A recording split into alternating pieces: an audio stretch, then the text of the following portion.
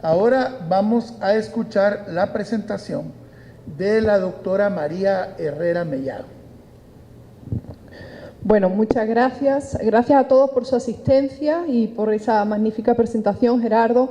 Es un honor de nuevo, reitero, estar aquí en Honduras, en un país hermano, al que valoramos muchísimo, ¿no? Y ver ahora también la presencia de jóvenes, pues es esperanzador. Lo que ha contado Meibor hoy es la pura realidad de lo que viven 6 millones de exiliados venezolanos que se encuentran por todo el mundo y que os puedo confirmar que como abogada de inmigración en los Estados Unidos corroboro la historia que está contando Meibor, que es la misma que me declaran a mí cuando llegan e intentan pedir asilo político. ¿Cuáles son las causas principales que aducen los ciudadanos venezolanos al llegar, por ejemplo, a España, a Estados Unidos, a otros países, Panamá, digamos? La persecución política. Es decir, que no pueden ni siquiera pensar de forma diferente a lo que establece un gobierno, en este caso una tiranía, que es la de Nicolás Maduro. Esto es muy triste y a menudo las personas tienen esa falsa ilusión, además de pensar que en el tercer país al que llegan o en el segundo al país al que llegan van a ser protegidos por leyes internacionales y que los jueces que van a ver sus casos van a básicamente entender inmediatamente lo que pasa en Venezuela y nada más lejos de la realidad. Existe un absoluto desconocimiento del sistema del socialismo del siglo XXI y de esa tiranía que se estableció en Venezuela y que tiene asfixiados y ha acabado con la vida de millones de venezolanos dentro y fuera de Venezuela. Pues bien, hoy estamos aquí para celebrar unas jornadas, de nuevo, repito, en el Día Internacional de la Libertad, unas jornadas para explicarles a ustedes por qué es tan importante que los hondureños defiendan la libertad y la democracia. Y como esto se trata de un diálogo, también me gustaría preguntarles a ustedes, y si pudiesen que me contestasen, ¿qué entienden ustedes por democracia? Si alguien se anima a levantar la mano y di.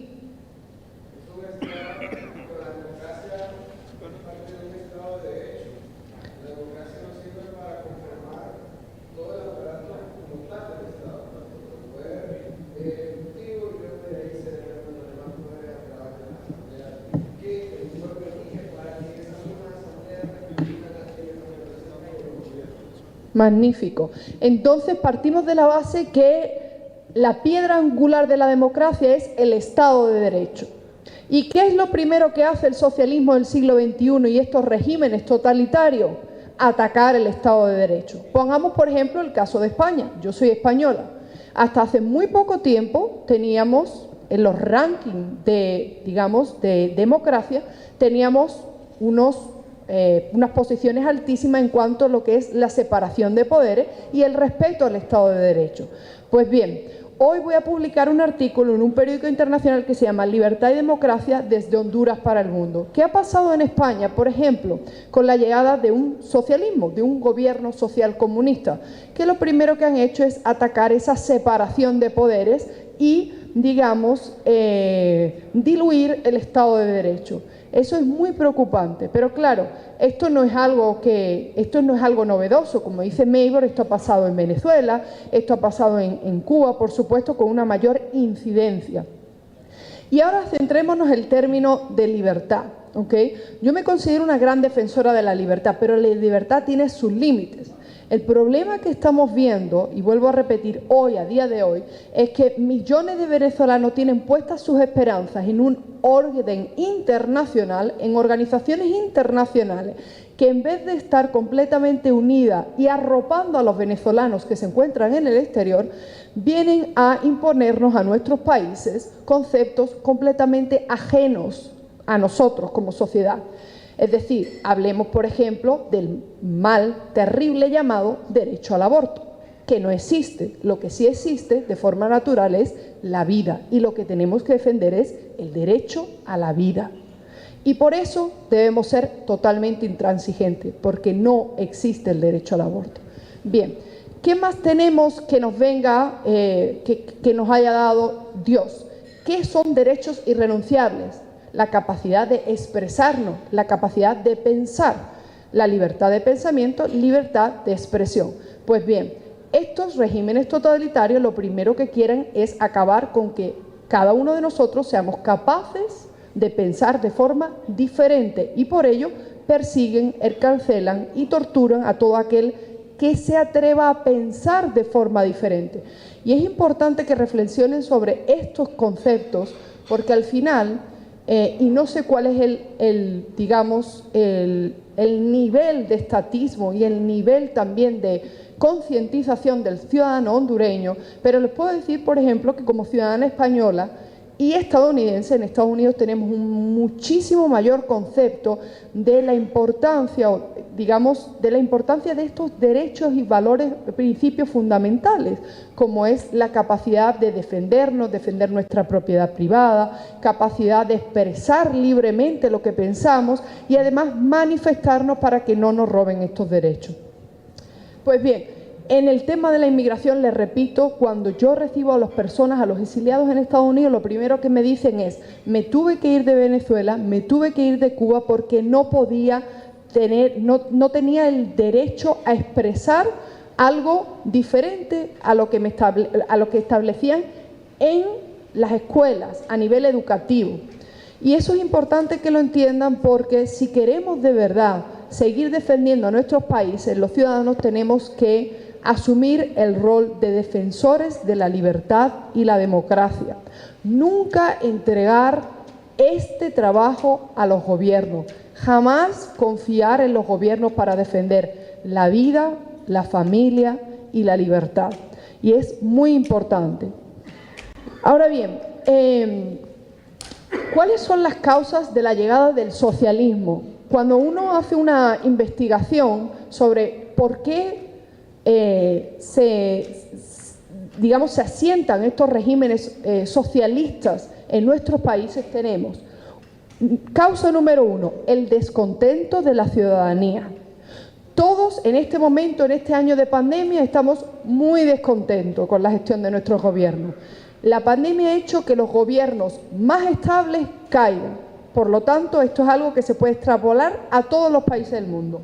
Número 2, la inestabilidad institucional. Las instituciones del Estado de Derecho no nos dan ninguna estabilidad, nos crean inestabilidad y nos provocan un desasosiego que luego llega cualquier líder socialista y populista a, como dijo Maybor, prometernos, como decimos en España, el oro y el moro y luego no hay nada de cierto. ¿Perdón? La corrupción, correcto, la corrupción. Fíjense, el caso de España es un caso magnífico para hablar del tema de la corrupción. En el 2016 tenemos en España un líder de centro derecha que para la historia democrática de España fue de los únicos en caer por un caso de corrupción. La sociedad española se manifestó, dijo que no toleraba más casos de corrupción y por una coalición de partidos políticos, nosotros le llamamos una coalición Frankenstein, un grupo de partidos políticos que jamás antes en la historia de España se habían unido, pero que se unieron para, según ellos, acabar con la corrupción. Consiguieron hacer una moción de censura y echar a Mariano Rajoy. Y llegaron al poder una coalición de partidos de centro y centro-izquierda. Y a día de hoy, de la región donde yo soy, tenemos la región más corrupta de toda la Unión Europea después de 30 años de socialismo. 600 millones de dólares en ayudas agrícolas se robaron en mi región, donde la llamaban la California de España. Entonces, este grupo, estos nuevos partidos políticos, junto con los partidos políticos más, antiguos, que se unieron para luchar contra la corrupción, son aquellos que han llevado a España a la más absoluta ruina.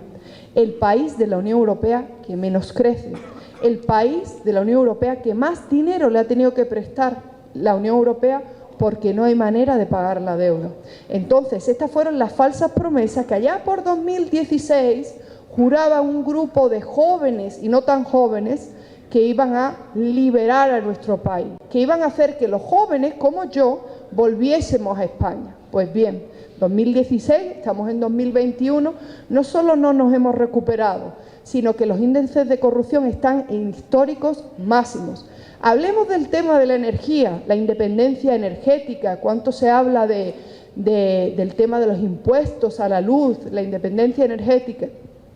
Cuando subió en España un 5% el precio de la luz, se echaron a la calle cientos de miles de jóvenes para pedir, por favor, que ya dejaran de robar, ¿no?, la luz a los españoles, que por favor se acabara con la corrupción energética.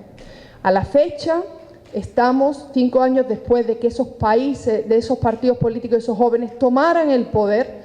Bueno, como hemos explicado al inicio de la reunión, se trata de explicarle a Honduras lo que ha pasado en Venezuela y lo que está pasando a nivel mundial. Están pisoteando las libertades individuales, estamos perdiendo la democracia a nivel mundial y queremos educar a la población hondureña y queremos llevar este mensaje también a otros países como Guatemala, Panamá y Costa Rica sobre cómo defender nuestros países, cómo conocer mejor nuestros derechos constitucionales y cómo no venderse a esos organismos internacionales que al fin y al cabo no son capaces de salvar a los millones de ciudadanos que tienen que salir de nuestras naciones porque realmente nos arruinan completamente a nivel interno y a nivel nacional. ¿Por qué Honduras no debe implementar este sistema, doctora? Bueno, efectivamente, como ustedes pueden comprobar, el socialismo del siglo XXI ha llevado a la más absoluta ruina a países como Venezuela, Cuba, Nicaragua también, y ahora mismo yo como española estadounidense les puedo decir que lo que tenemos en España es el perfecto ejemplo de cómo estos regímenes exportan sus falsas revoluciones y acaban llevando auténticos niveles de pobreza e inseguridad ciudadana. ¿Está Honduras en peligro, tal y como lo dice el informe?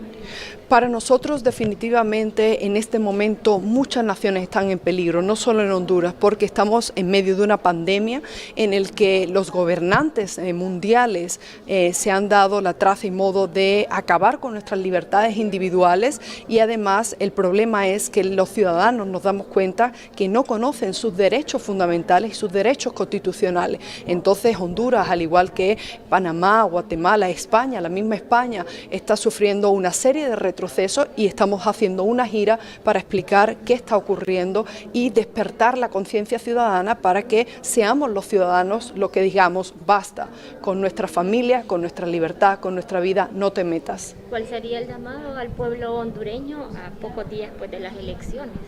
Al pueblo hondureño me gustaría decirle que son un pueblo encantador, honrado, que estamos muy felices de estar aquí y que tienen un país que defender y que hacer prosperar y que no se dejen llevar por falsas promesas de líderes populistas y tampoco de aquellas organizaciones internacionales que vienen a imponerle un sistema de vida que no es el de los hondureños. Así como ha pasado en otros países, ustedes tienen que defender la vida, la libertad y la democracia.